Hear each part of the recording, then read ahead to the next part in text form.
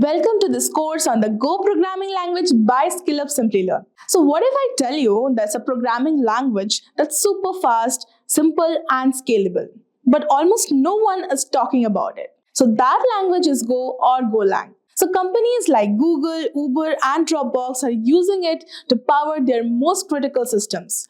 Yet many developers still overlook it. So the best part is Go is in huge demand right now and the competition is low. That means higher salaries, fewer people competing for jobs, and huge career opportunities. So Go is one of the most underrated languages in the tech world, yet it's powering some of the biggest systems out there. So because it's built for the speed, efficiency, and scalability, everything you need for the backend development, cloud computing, and microservices. So now in this video, we are not just scratching the surface. We are going all in. We have covered everything you need to start with Go as a beginner. So by the end of this video, you will have all the knowledge you need to start writing. So go code like a pro and tap into a high demand, high paying job market. So let's get started. So what is Go language? So Go, often called as GoLang, is a powerful open source programming language developed by Google to make software development faster, simpler, and more efficient. So designed for the modern computing needs, Go combines the ease of coding found in the languages like Python with the high performance and the safety of the languages like C and C++.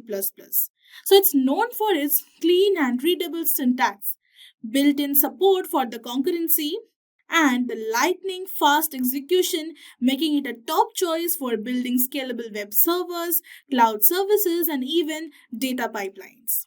So companies like the Google, Dropbox, and Netflix use Go because it simplifies the complex problems, reduces bugs, and keeps applications running smoothly even under heavy workloads. So whether you are a beginner or an experienced developer, Go's blend of simplicity and power makes it exciting language to learn and use in today's tech-driven world. So let's move on to understand what are the Go's use cases. So Go or GoLang is used in many areas because it's fast, simple, and can handle lots of tasks at the same time. So here are some easy to understand examples. For example, websites and apps. So developers use Go to build fast websites, apps like how Gin and Eco frameworks help create web services quickly. Then we have cloud and servers. So big companies use Go to power their cloud services and tools like Docker and Kubernetes, which help manage apps running across many computers. And then we have command line tools. So Go is great for making the small programs that run in the terminal to help developers with the tasks like setting up servers or automating the work. And then we have networking. So Go is built to build tools that connect computers like servers, proxies, or even the VPNs. Then moving on, Go is also helpful for data handling. It's also used to process big amounts of data quickly, which is helpful in things like the real-time analytics. And then we have DevOps tools, that is many tools that help developers manage and monitor systems like the Prometheus and Terraform are made with Go because it's reliable and easy to deploy. So then the question comes, how Go is different from other languages?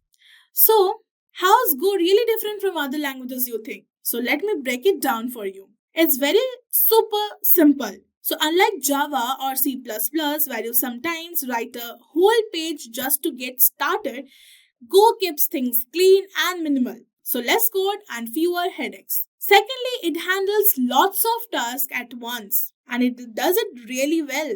So Go has this cool thing called the Go routines. So want to run thousands of things at the same time.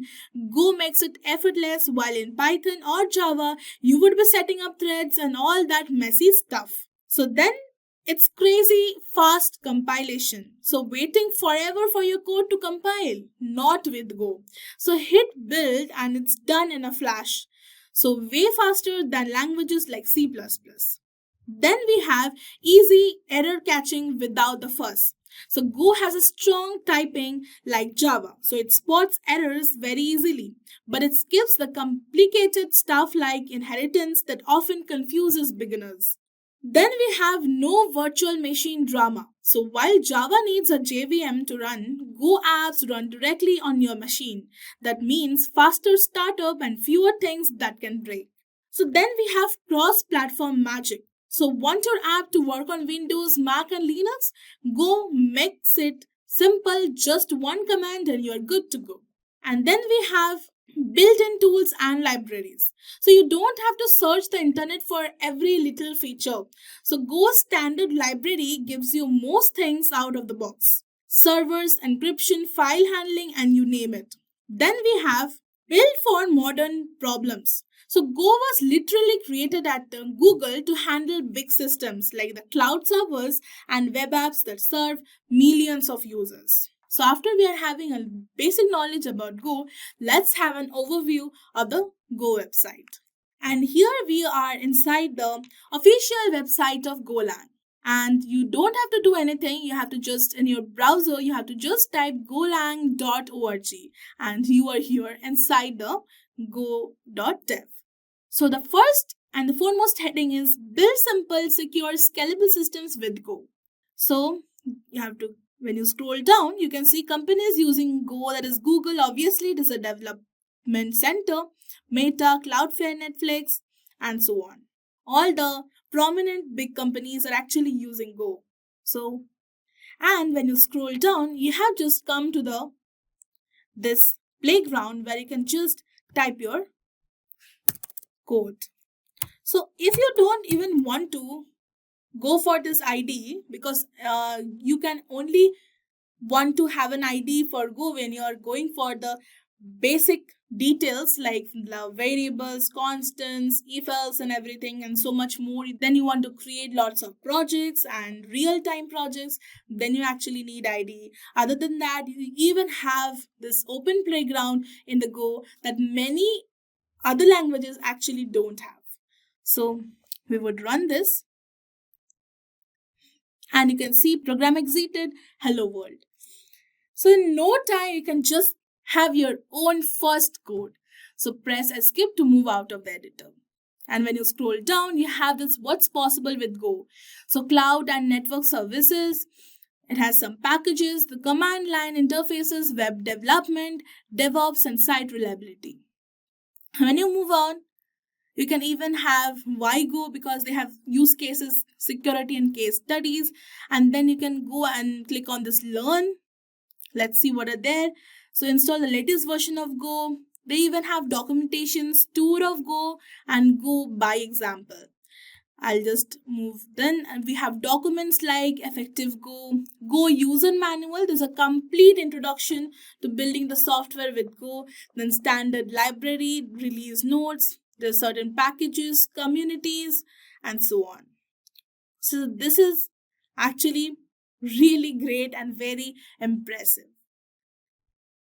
So many developers are there who are using Go. So this is a new language. It's not very old actually. So you can just give it a try and learn more about it. So let's now move on to the next video. So in order to learn Go language, you have to do some setups in your machine. So basically, we need two softwares, a compiler and an IDE, that is an integrated development environment.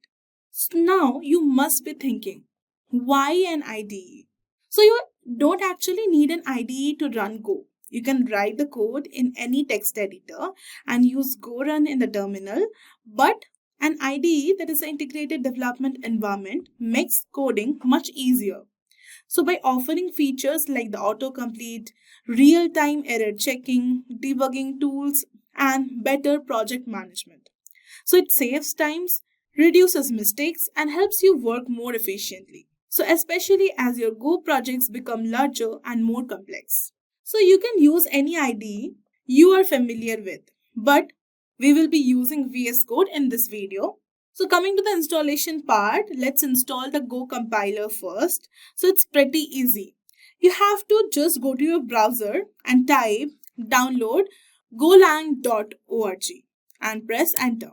And you can basically see there are various websites. So this is the official website of Go, and when you click on download, this featured downloads will appear. And now, since we are using Windows, we'll click on this link, clickable link, and it will automatically get downloaded in your system. Nothing much more than that. So if you're using Apple Mac OS, you can basically go and download this. So that's it for Go compiler download. It's very simple. So now talking about the second software we need to install is VS Code. So I hope many are using that already. If not, just go and type the VS Code download in the browser and get it downloaded. This is the official website basically. I can download it for the Windows and get it downloaded for the Windows. Do make sure you have installed it correctly. So now, how would you confirm that the Go language compiler is correctly installed? So well, we have a way out for that also. You have to just go to your command prompt. So here, we'll basically go to command prompt and type Go and enter. And basically, you can see a lot of comments and a lot of help topics are there. So it's now sure that the Go compiler is installed correctly in your system. Now let's get inside the Visual Studio Code. So here we are inside the VS Code. So before you start with the Go code, let's create a new folder in the desktop or document section, and then you have to just click on file and you have to click on open folder, and basically you can just open the folder that you have created outside in the desktop or in the document section here in the VS Code, and then create a new file inside again. I have already created that file, class1.go, and so now we are ready to write our first code in the IDE itself. So it's usually not being able to remember the syntax. So let's now go and copy the syntax from the official website of Go. So here is a website, and I will just copy this code, Control C, and I will drive back to here and I will paste it. Now here basically I will do this and make sure you are saving every changes in the code. Control S. And this is a very nice habit to do while coding. And now here you can basically write go run and the file name. And the file name is class1.go. And you can see the hello world is printed. So one more thing you need to install, there is a Go extension over here while successfully making it work. So you have to just go to this extensions and you have to install the Go extension. That's it.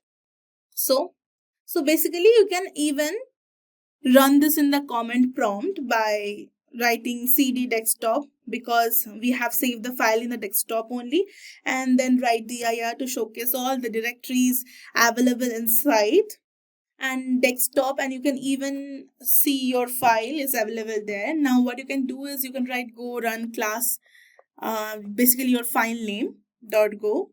.go is basically the extension and it should give you the output. So guys, you have successfully installed the compiler and got your first output inside the VS Code inside the IDE. So let's see in the next lesson. So welcome to the next chapter, and in this chapter we will be talking about variables and constants of GoLang. So the first question that comes in your mind should be, what are variables? So a variable is a named storage location in a computer's memory, so that holds a value which can be changed or used later in the program. So variables allow programmers to store, retrieve, and even manipulate the data while the program runs. For example, imagine you have a notebook where you can write down information like your friend's phone number. So in programming, a variable is like writing down that phone number in your notebook with a label like friend's number. So the label, that is a friend's number, is actually the variable name. The actual phone number, for example, 1, 2, 3, 4, 5, 6, 7, 8, 9, 10 is the value. So whenever you want to call your friend, you just look up the label instead of memorizing the number. So without variables, every time you want to use a value, you have to write it again and again. So variables make your code cleaner, flexible, and easier to even update. So in this part, we will not even go out in the external command prompt. Rather, we'll make it work inside the terminal only in the VS Code. So let's understand our first code. So this code, basically, this package main is actually the starting of your code. In Go, every program must belong to a package. So when you use package main, it tells that this is an executable program, not just a piece of reusable code or a library. So basically it signals this is where my program starts. So next you have import FMT. So this line is saying I want to use Go's built-in FMT package, so which provides functions for formatting text, especially for printing messages to the console. So without importing FMT, you wouldn't be able to use the FMT.println function. So then comes the function main block. There is this function. The main function is special. It's where the program begins running. So Go will actually look for function main and start executing the code inside it. So when you run your program, think of it as the entry point or starting line of your app. So inside the main function, you wrote fmt.println hello world. So this line is asking Go to print the text hello world to the screen. The println function basically prints whatever you put inside the parenthesis and then adds a new line at the end. The text you wrote includes English characters, means hello world. This is basically the very basic line all the coders write while actually learning a new language.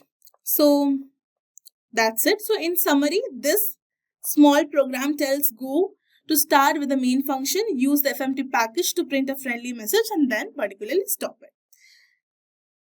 So the first thing we would do after we understand how to write hello world is either add two numbers, getting to know about the variables. So adding two numbers without using variables is pretty easy. We'll just remove this print statement and you're gonna write 2 plus 3 and Ctrl S to save it. I'll curse this and you can just click over here and press the upper arrow button and you can run this. See, it's 5. So we have got the first addition. So coming to the data types. So basically we have two types of data, permanent data and variable data. So permanent data is information that stays the same every time you run a program. It doesn't change unless you manually update it. Think of it like your birth date. No matter how many times you tell someone, it stays the same. In programming, things like fixed prices, names of months, or saved settings are examples of permanent data. Then coming to variable data is basically an information that can change while the program runs. It's like the weather today, it's sunny.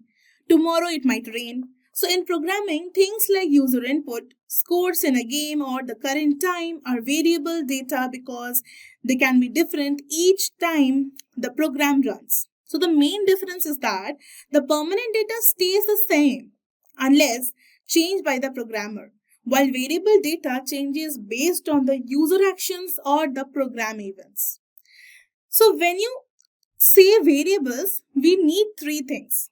So I will give you an example. Imagine you are packing boxes for moving. So first you label the box. That's actually the name of the variables. So without it, how would you know what's inside? Secondly, you decide what's inside the box. That is, the boxes, I repeat, that is the books, clothes, or even gadgets or anything. That's a type. It tells you what kind of stuff you are dealing with. And finally, you actually put things inside. That is the data, that is the value. So otherwise, it's just an empty box. So without all the three, that is the name, type, and data, you would have a bunch of mystery boxes. And nobody wants that when coding. So let's create a variable. So let's create a variable. I will remove this and var num equal to 1. And basically, we'll print this num. Suppose you have created one variable num under the main function. So we have written variable num equal to 1.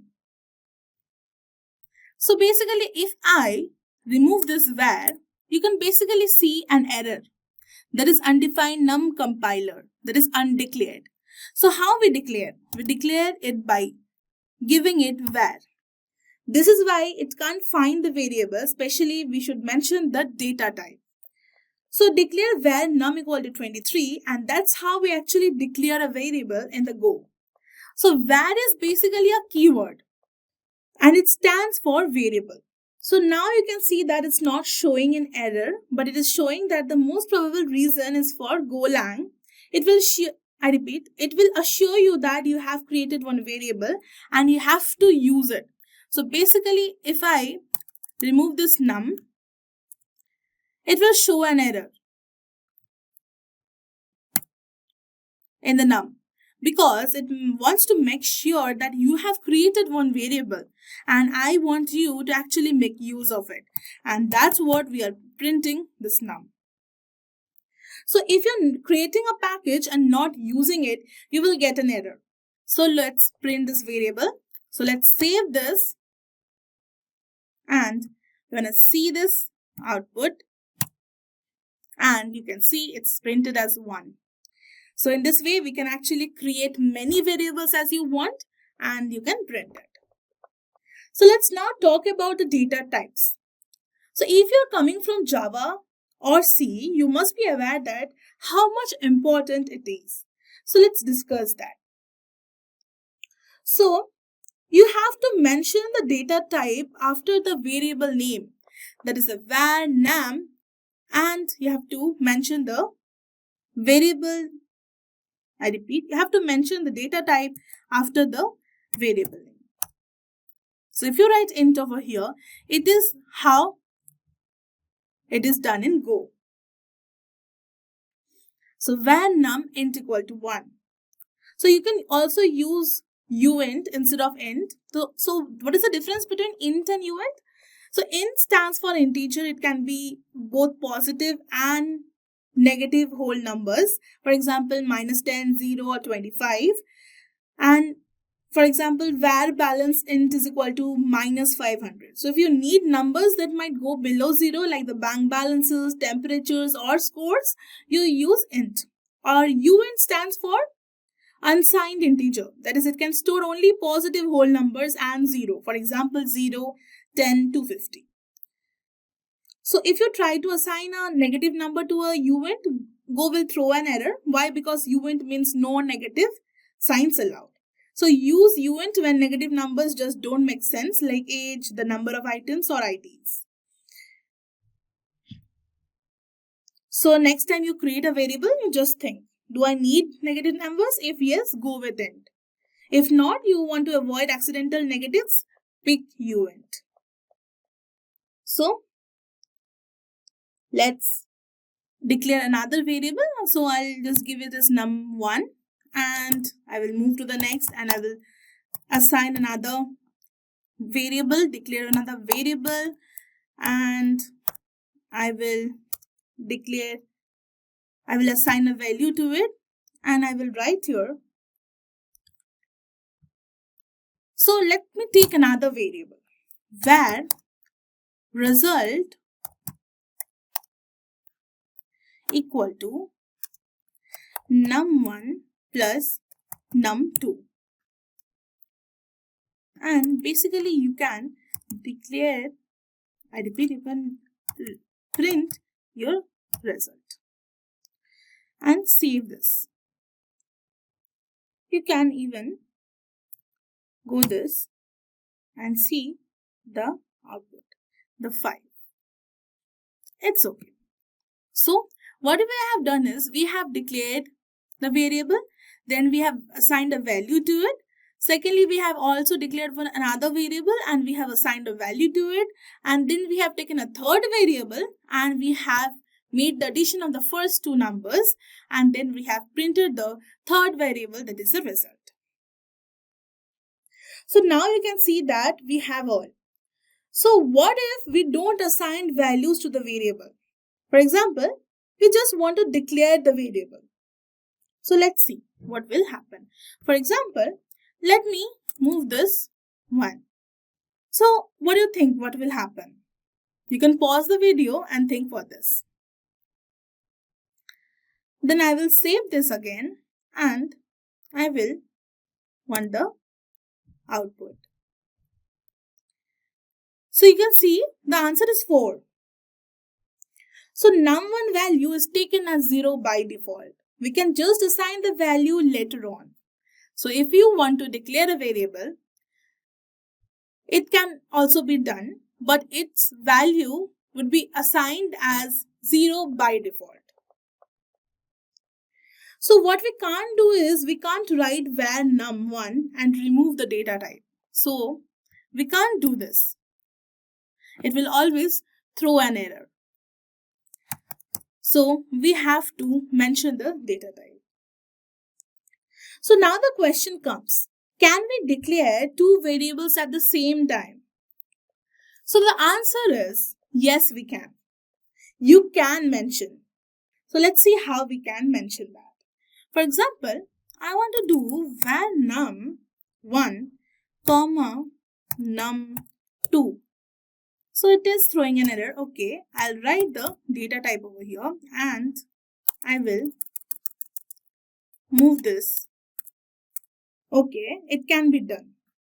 For example, let's see now that I want to assign the values now.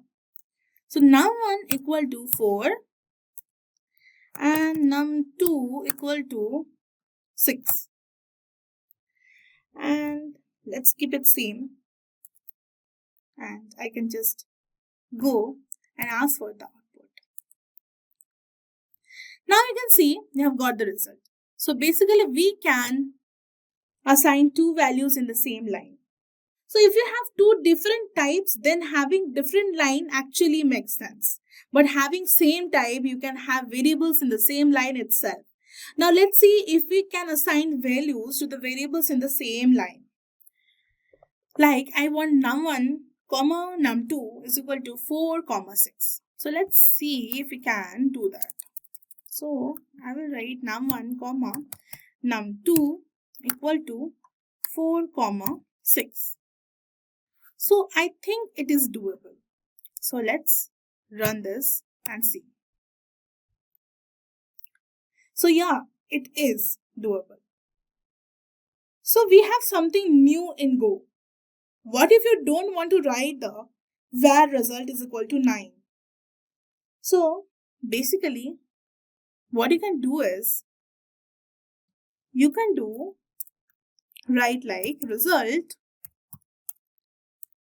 colon equal to num1 plus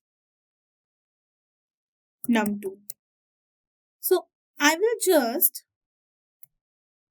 want the output for this and you can see you have got the output.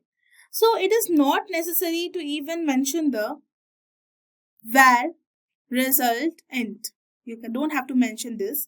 So it is same as, I can comment this, same as var result equal to num1 plus num2. It's the same. So if you see some Go code, don't get scared, like result colon is equal to, like this. If you see any Go code, don't get scared. If you see colon equal to, that actually takes care of the creation and the assigning part. So enough of knowing about variables. Let's now come into constants. So how to create one? So before we create one, we'll just see what is a constant? So constant is basically something that is not variable, that is fixed basically. So let's see an example. So here, if I remove this part and I write over here where num equal to 10 and then assign num is equal to 7 and I wanna print the result and see I have got the value of 7. So basically what it stands for, you can actually assign a value to this variable num equals to 10. So in this line, in this 6th line, the value for num is equal to 10. But then again in the 7th line, the num value is equal to 7. So here, the final value becomes the most recent one. That is the num equal to 7. And that's where we got 7 as the answer. So how we should change this? We want to create something that gets fixed. We have already talked about the variables. So I want to talk about constant. So how to create one? So we can write over here const num is equal to 10. And now you can see num is equal to 7 and it shows an error. So what is the error? Cannot assign to run neither addressable nor a map index expression compiler unassigned operand. It's because constant num untyped int. So it is a num and you can't change the variable. And this is what we wanted. And now you can just see the output. It's 10. So const is basically a keyword to declare that the value is constant and it can't be changed.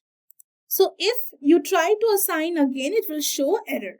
So that's all for variables and constants. Let's move to the next part of the video. So welcome to this part of the video where we'll be talking about the exported names in GoLang. That is, we'll concentrate on the functions. So in the previous lesson, we have seen about the variables and the constants. So in Go, we have certain functions and we will see maximum of those. So let's now try to create a function. So this function main is actually the main function. We won't be considering this. We'll create a new function. Function, FUNC, this is the keyword for function. And we would write add. Basically, we want to perform the addition of the two numbers.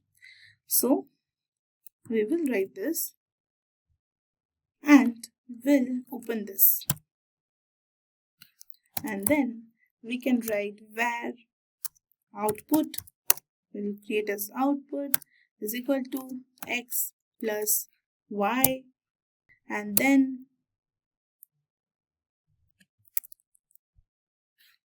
plus y, and then return out. And for this, we have not declared this x and y. So let's declare this. So x int, comma, y int.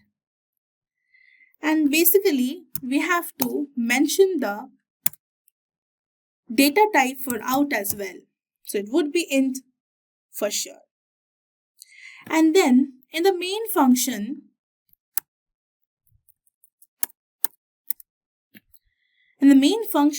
that is the function main, we want to declare two variables. That is num1 colon equals to 5 and num2 colon equals to 4.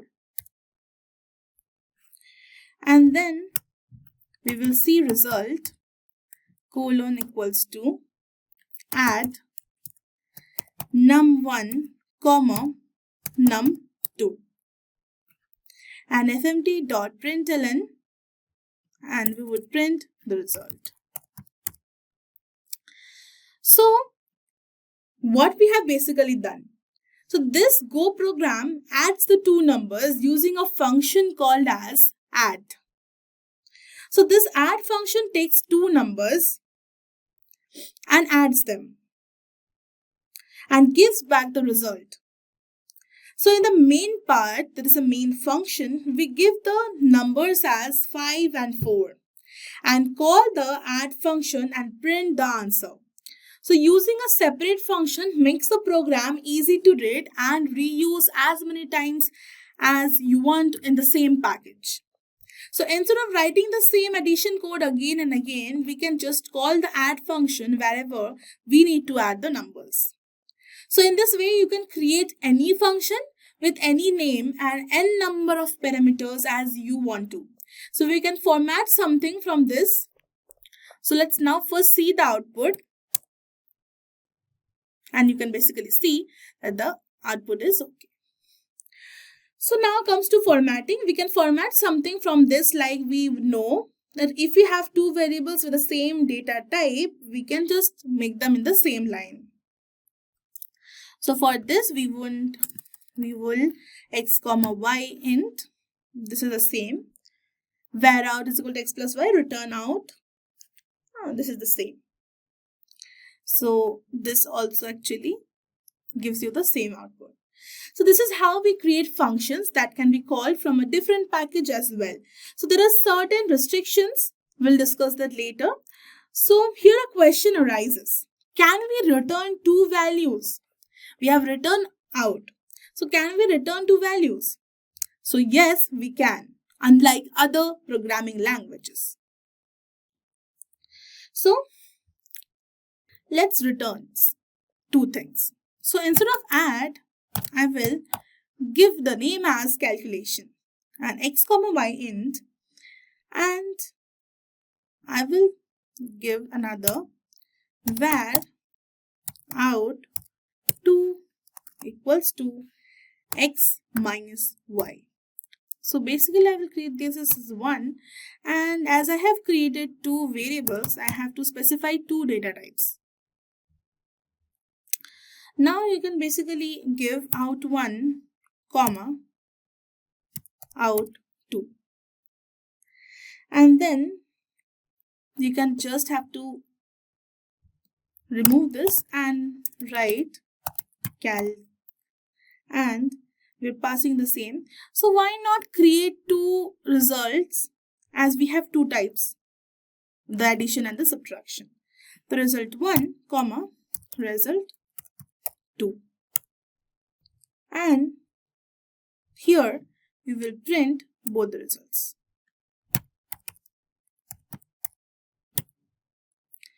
So let's see so basically we have to give this in a bracket, and that's what it was showing an error. So I'll make this separate by a comma, and that's what we have given two values, and let's see the output, and then I'm gonna 9 and 1. 5 plus 4 is 9, 5 minus 4 is 1. So here we are printing two values, returning two outputs and whatnot. So just to explore the features again, we are going to make it a bit complex. So how to make it a bit complex? So instead of putting this here, I wanna declare out 1 int and out 2 int. So here basically we don't want var then x minus y. So and then we cannot even write this return out 1 comma out 2. Let's keep it like this way, and result 1 comma result 2, we have this. So now we can just save this, Control S, and you can just see there is no difference. So basically what we have done is we have the same data type. So we have declared this variable over here only. So for that, we don't need variable out1 equal to x plus y and variable out2 is equal to x minus y. We can do this here only. And then we don't have to write return out1 and return out2. So this is a feature of Go. So this is how you do and explore the things. So this is the best time you pause the video and try to learn new things and actually practice them in the VS Code. In the next session, we would be in the next lesson, we would be learning about the looping. Hello, welcome back guys. We are here to now see about the looping. There is a for loop, if else and switch cases. So what is a loop? So imagine you have to say good morning to 5 people. So instead of repeating it 5 times, you could use a loop to automatically repeat the task. So a loop in programming is a programming concept that lets you perform a task multiple times without writing the same instruction again and again, making your code shorter and more efficient. Let's say we want to print here. Let's remove this. And let's think we are gonna write here Simplilearn. So we will simply do it inside the double quotes and write Simplilearn. And what we would do basically is we would see the result. And you can see Simplilearn printed. Now, if you want to print it multiple times, you will have to just copy the code and paste it as many times as you want to. For example, Control C and I would give enter, print and enter, then again paste, then again Control V, then again Control V. And let's save this and you can see it will be printing it 5 times. But then it is very boring and time consuming. And when you have a bunch of codes like 100 lines, you won't copy and paste it 100 times, right? So that's where loop comes in. So basically other programming languages has 3 types of loop: while loop, do while loop and for loop. So in Go, we have only one loop, that is for loop. So this code will generate 5 times. In the simpler way, I would cut this and I would write for, and I will copy this code and paste it inside the for loop, and I would delete this. So this code will generate an infinite loop, and that's what I'm not running and seeing. So my system will be hanged, and guess what? I know learners coming after knowing C, C++, Java or Python must be thinking that it might not work because we don't have any conditional statements or anything. So now you must be thinking that I don't want an infinite loop for sure. I want to execute for a particular condition. So here Go offers various types of for loops. So the first one you have already seen that offers an infinite loop, and the second one would be providing with a condition. So for example, I want to print it for 5 times. So I will give it as I less than equal to 5. And I would let it start from 1. And then I want to even want it to print the value of I every time it is done. And then I want it to get incremented one by one, like 1, 2, 3, 4 and 5. So if you don't write this 1++, it would be again a infinite loop. But then if I want it to go I++, it would count and give, like Simplilearn 1, Simplilearn 2, Simplilearn 3, 4 and 5. So Control S And that's what I want the answer over here. And you can see Simplilearn 1, 2, 3, 4, 5. So why you think 5 is included? Because of I less than equal to 5. If I would have given I less than 5, then it would have been printing till 4. So I be the counter variable. It is a very famous variable, but you can give it B, C or A, anything. So I have printed the count directly after the Simplilearn. And now coming to the third syntax. It is like putting all the syntax together and working. So let's make it just like what we have learned in other programming languages. So I would delete this and I would write here I colon equal to 1 and separate it with a semicolon and write I less than equal to 5, give 1 again semicolon and I plus plus. So I don't have to write I plus plus over here to save the code and I can print the result. So it's like separating each condition with a semicolon so that we treat it as the next line itself. So now basically you can find a match with other programming languages. So you can start printing the first numbers from 1 to 10. So that's it for now. We can do this as I less than equal to 10 and simply you can print the value of I. And you can just go on print the first 10 numbers. So guys, that's it for now. Let's move on to the next and see if else condition. So if you want your Go program to make decisions, that's where if else and switches comes in. So imagine you are writing a code that checks if someone can vote.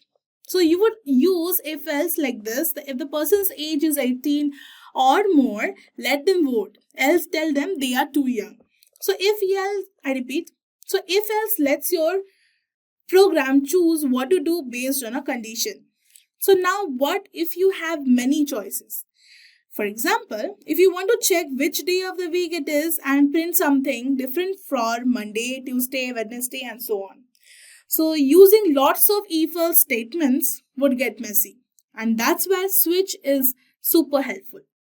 So instead of writing, if day is Monday, do this, else if day is Tuesday, do that, you can just write a switch case and list out the different days and actions clearly.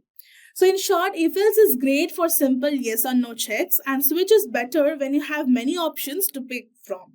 So let's suppose I want to declare and assign a variable and based on that I want to print something.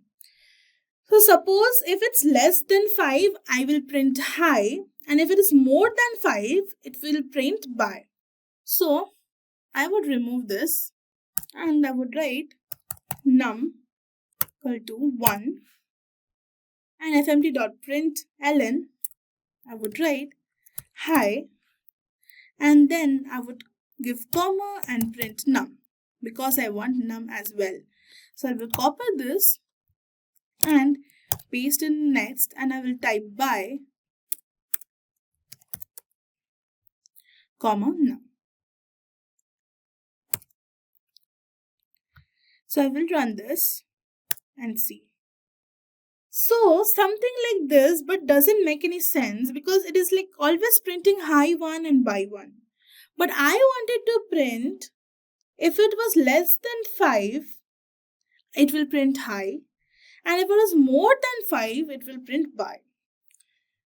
So let's now start adding the if statement. So I would remove this print and I will start if num greater than 5. If it is less than 5, I have to give fmt dot print ln hi. and then I would give space inside and separate it with a comma, and I will print the num. And then this is it. So if I run this, it will again print high 1 by 1 because the first condition is right. If num is less than 5, do print high. So in the loop, it is printing high. Then when it's coming out of the loop, it is again printing by because it is out of that if condition, and by default by 1 will be printed. So even after this, both the statements are getting printed because by is printed outside, then the if statement, and it's there by default. I repeat, by default. Now let's add else to add the condition. So I can write over here else print by. I can copy this and I will paste this over here and I will remove this.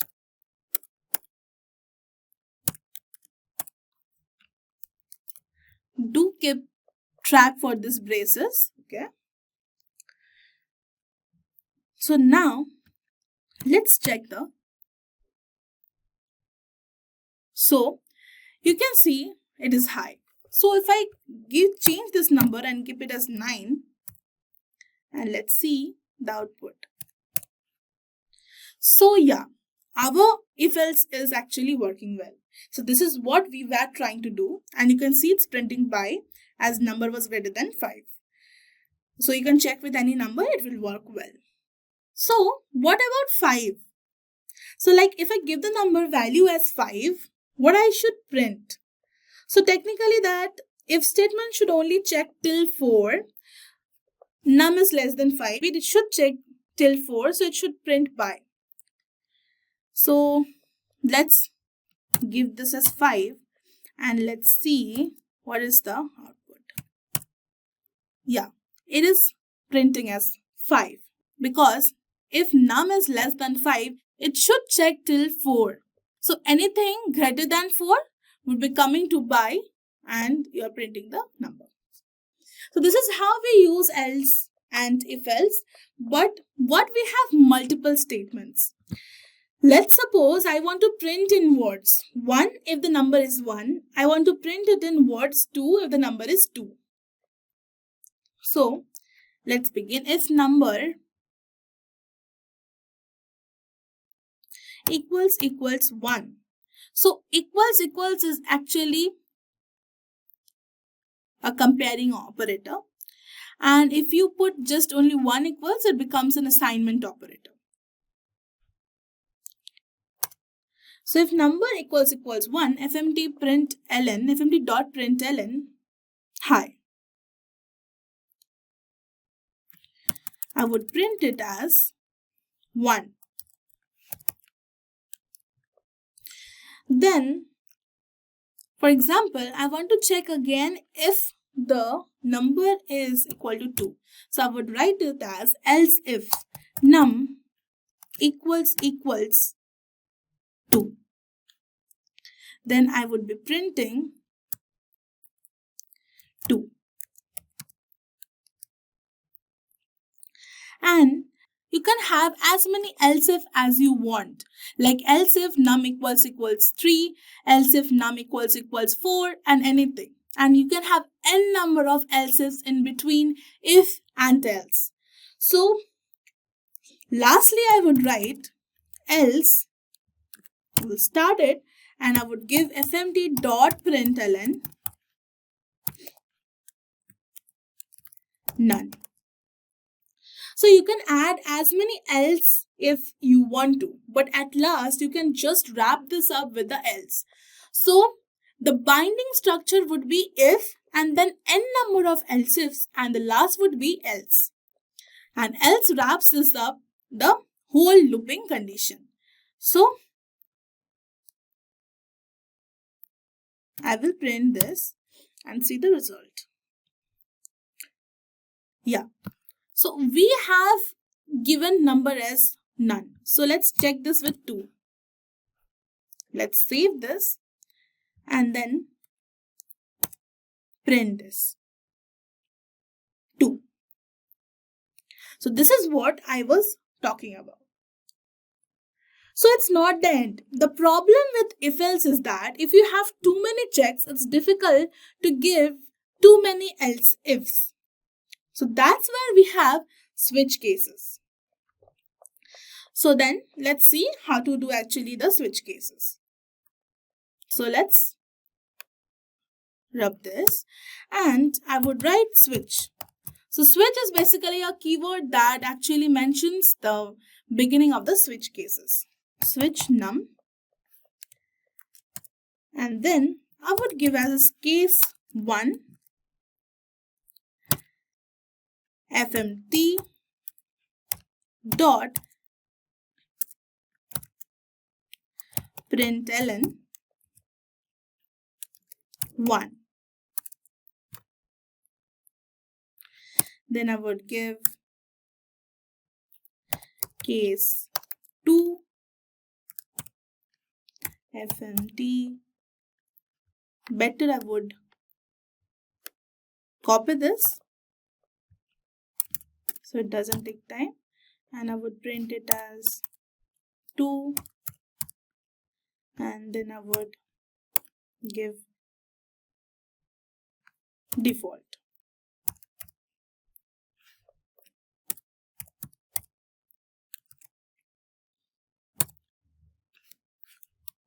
And I would print none.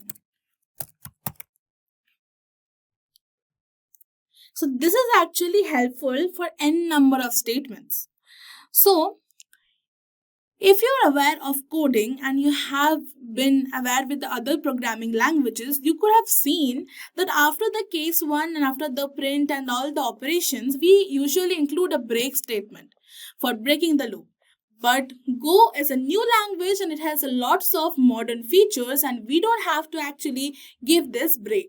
Go says that if your condition is matching one of the cases, you are ready to go and you are printing that statement or anything like that. We are performing the options and we are just getting out of the loop. Nothing in between.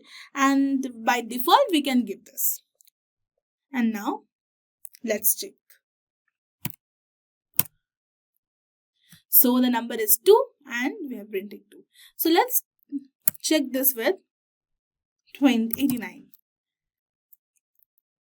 Control S and let's print this. And now basically you can see it is listed in the none. So yes, our switch case is working well. So it is a good time to pause the video and try out your new examples. As long as you explore, as long as how many times you practice, you just get to get better in this. So let's now move to the next lesson. Hello and welcome back guys to this lesson. And here in this video, we will be talking about arrays and maps in GoLang. So if you have ever wondered how do I store lots of data in my program without creating tons of variables? So well, you are in the right place. So today we are going to talk about the arrays and maps in Go, also called as GoLang. So don't worry if you're completely new to this. I will explain what they are and how they work. And we'll even write some simple code together. So let us understand what is array. So think of array like a row of boxes or lockers. So each box can hold a value and each one is numbered starting from 0. So the first box is number 0, the second is 1 and so on. So in Go, an array stores multiple values of the same type like numbers or strings. So let's say you want to store 5 numbers, 10, 20, 30, 40, 50. So without an array, you would have to create 5 separate variables. Just like num1 equal to 89. So like num1 equal to 10, num2 equal to 20, num3 equal to 30. Like this, you have to create 5 separate variables. And to be honest, that's not really fun. So with an array, you can store all 5 numbers in just one variable. So much easier to manage, right? So okay, time to code. Let's declare an array and see how it works. So try to remove this code and under this function main, we'll create one variable and we'll call this as numbers. And then in other programming languages, we actually specify the length of the array. So here, no exception, we will first mention the length of the array. And then we'll mention the data type, that is int. It will be whole, all will be whole numbers. So 10, 20, 30, 40, and 50. And then you can just come over here and write 50 println the array, comma, numbers. And this statement is specified to print all the numbers in the array. And then let's print the first number. So fmt dot println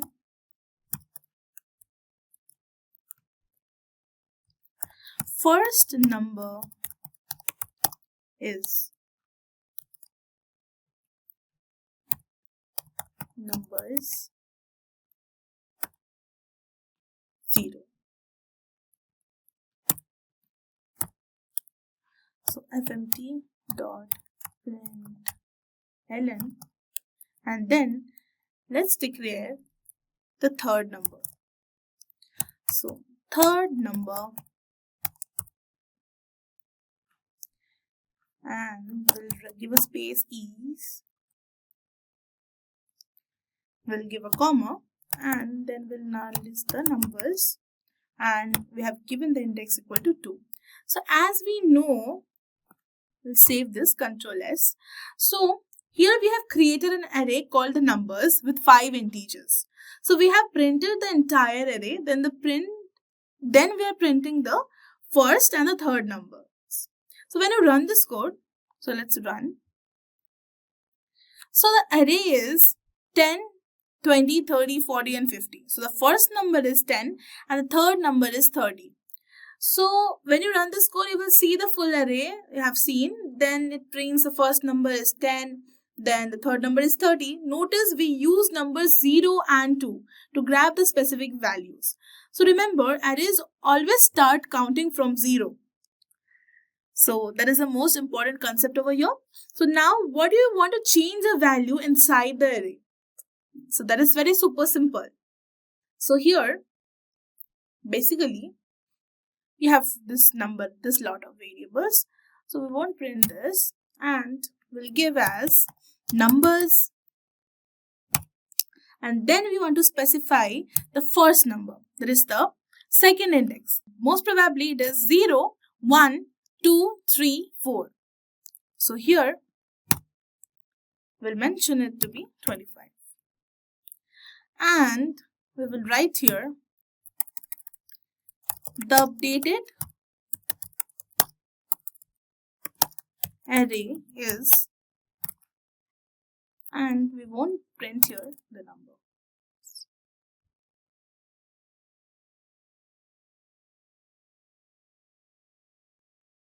And you can see the first array was 10, 20, 30, 40 and 50, and you have just changed it and 10, 25, 30, 40 and 50.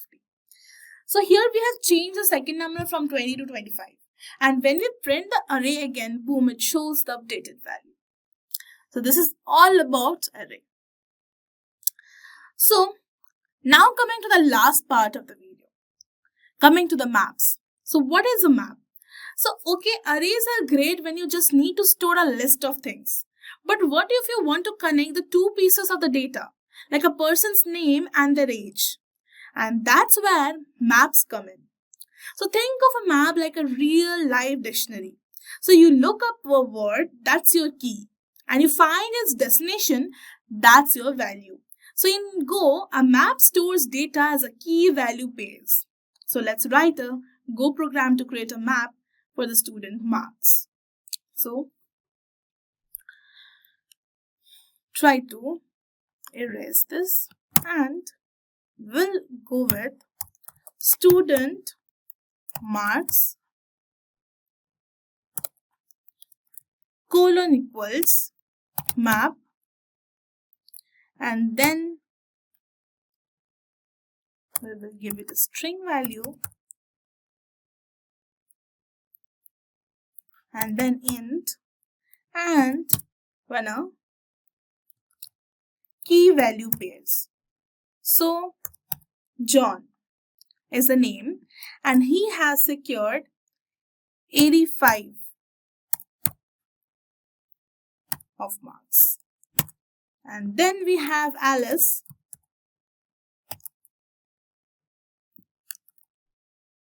who has secured 92, and then he has Bob, who has secured 78.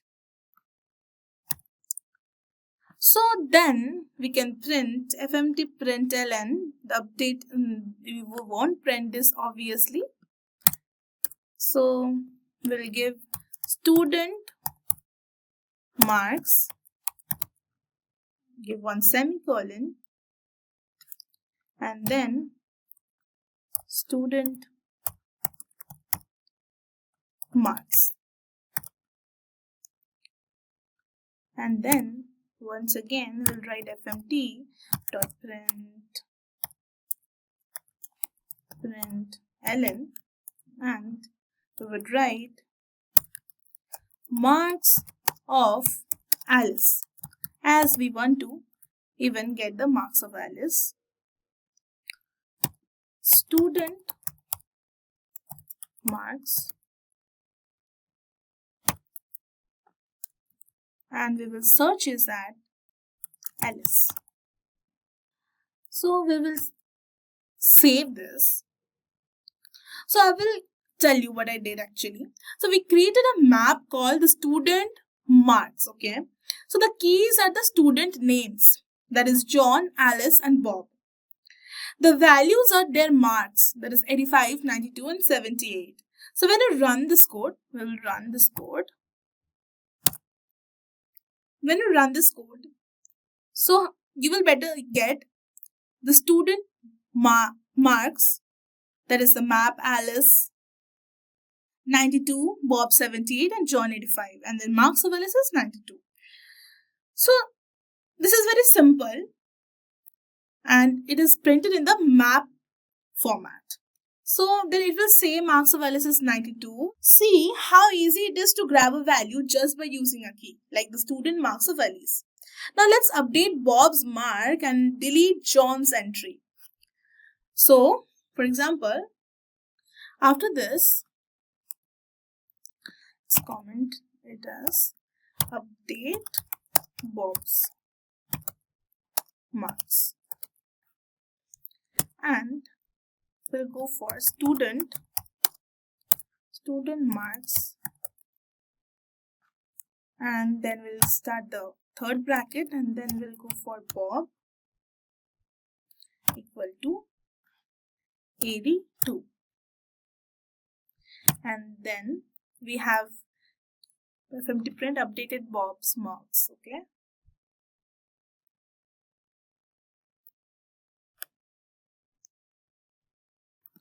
we'll delete this and write updated Bob's marks, and then we will keep this like this only, and we'll just give one hint that it is Bob's, and then try to deleting John's entry. So writing comments is very necessary for your own code readability. So that's why comments are introduced. Then we have delete, and we'll give student marks, comma, John. Then fmt print fmt.println marks. This we won't write for sure. We will write here map after deleting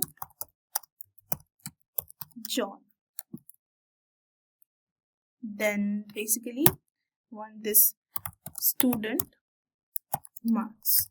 I'm gonna print this. Control save. So first we updated the Bob's marks to 82. Then we have removed John from the map using the delete function. So when we print the map again, let's print this. So updated Bob's mark is 82 and map after deleting John is Alice and Bob. So when you print this map, John's entry is gone. So that's it for this video.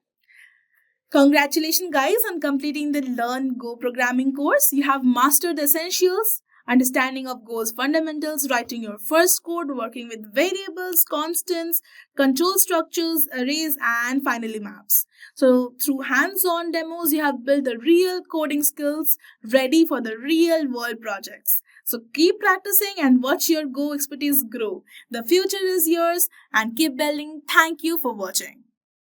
Staying ahead in your career requires continuous learning and upskilling.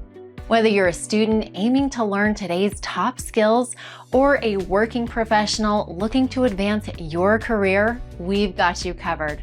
Explore our impressive catalog of certification programs in cutting-edge domains, including data science, cloud computing, cybersecurity, AI, machine learning, or digital marketing.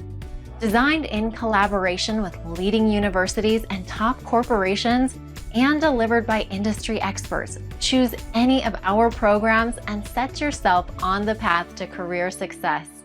Click the link in the description to know more.